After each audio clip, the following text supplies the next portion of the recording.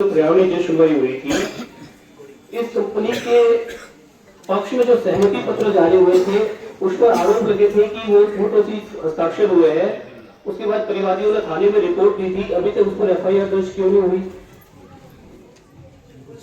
Koyda SHO को भी दी थी और तुर्कन में दी, वो भी एफआईआर दर्ज नहीं हुई, जबकि एसएचओ साहब को पूछा गया तो परिवार में रखा गया है। थाने में जब कोई रिपोर्ट आ रही है तो उस पर एफआईआर दर्ज हुई थी। जब तथ्यों को छुपाकर जन सुनवाई हुई है तो जिला कलेक्टर महोदय का दायित्व है कि आप इस जन सुनवाई को पहले तो निरस्त करें। हमारी पहली मांग ये है और सरकार को हमारा संदेश पहुंचाएगा। हमारी सभी जनता की एक ही पंक्ति में एक मांग है, हमें किसी भी शर्त पर ये कमलेश मेटाकाश की परियोजना नहीं चाहिए। यदि आप सत्ता आप अथॉरिटी रखते हैं तो आज हम रिटर्न में आप हमें दे दीजिए। आज अभी इसी वक्त हम आंदोलन की बंद करने की घोषणा कर देंगे। बाकी हमारा जो तय आंदोलन है 28 तारीख को वो तो होके रहेगा। उससे पहले प्रशासन कितनी भी कोशिश करे, हमारा तो सरकार को भी यही संदेश पहुंचाना है कि खनन परियोजना को निरस्त करने से अलावा हम किसी भी मांग पर मानने वाले नहीं है। हम 3 महीनों से संघर्ष कर रहे हैं मैडम, आज आप हमारे बीच में बता रहे हैं। एसडीएम साहब जरूर 2-3 बार आए। 3 महीनों में क्या जिला कलेक्टर महोदय की जिम्मेदारी नहीं बनती थी कि जनता का दुख समझने आते? जी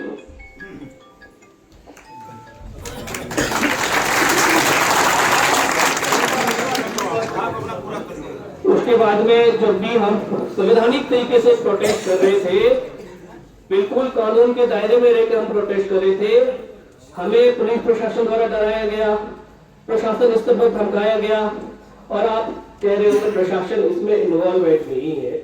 हम जब सभा के लिए मीटिंग करने के लिए हमारा रेडियो घूम रहा था, रोड़ा एसएचओ ने रेडियो उतरवाया और कहते हैं कि आप ऐसे सभा की सूचना नहीं दे सकते। मैडम मैं भी जिस फील्ड से आता हूँ, कितने लोग रेडियो की परमिशन लेते हैं वो आप अच्छी तरह जानते हैं।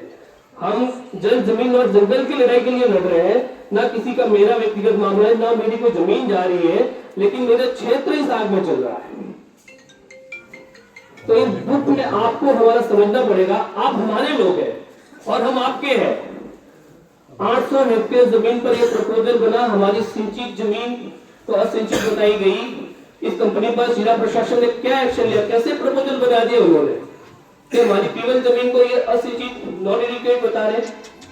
उसके बाद जिला प्रशासन स्तर पर एक भी अधिकारी हमारी जनता के बीच में नहीं आया। जिन सरपंचों की जनता बात नहीं मानी, आप चारों सरपंचों को लेकर मीटिंगें कर रहे हो बंद कमरे में, तो मैडम आप हमारे बीच में आते हैं। हमारी आपसे कोई नाराजगी नहीं है, ये जनता आपकी है, डिस्ट्रिक्ट आपका है और ये तो बेचारे भोले भाले गांव की जनता है। अधिकारियों के लिए पलक पावड़ी बिछाने वाली जनता है और संवैधानिक तरीके से लड़ने वाली जनता। आज भी 3 महीनों में इन जनता ने कोई कानून हाथ में नहीं लिया मैडम। लेकिन दुख इस बात का होता है कि वास्तविक जनहितैषी मांग को दरकिनार किया जा रहा है और आपसे गुजारिश यही है, नियमों के विरुद्ध जो सुनवाई हुई है, कोर्ट रजित दस्तावेज तैयार किए, कंपनी अपना पक्ष कहती है सीमेंट प्लांट नहीं लगाएंगे। एडीएम दिनेश राय शामिल का लेटर एसडीएम द्वारा को फॉरवर्ड किया जाता है कि इनको सीमेंट प्लांट के लिए जमीन दी जाए और कंपनी के नुमाइंदे कहते हैं कि हम सीमेंट प्लांट नहीं लगाएंगे। ऑन रिकॉर्ड वीडियो में है जो सुनवाई का, जो मैं शब्द कह रहा हूँ, और वो कहती है कि 80 से 100 लोगों को रोजगार मिलेगा। 800 हेक्टेयर जमीन जा रही है और हम 100 लोगों को रोजगार लेके हम ऐसा प्रोजेक्ट क्या करेंगे? हमें तो ये कमलेश मेटाकाश चाहिए नहीं। 6 तो साफ मेरी बातों से सहमत है? क्या आपकी और कुछ मांग है प्रशासन से?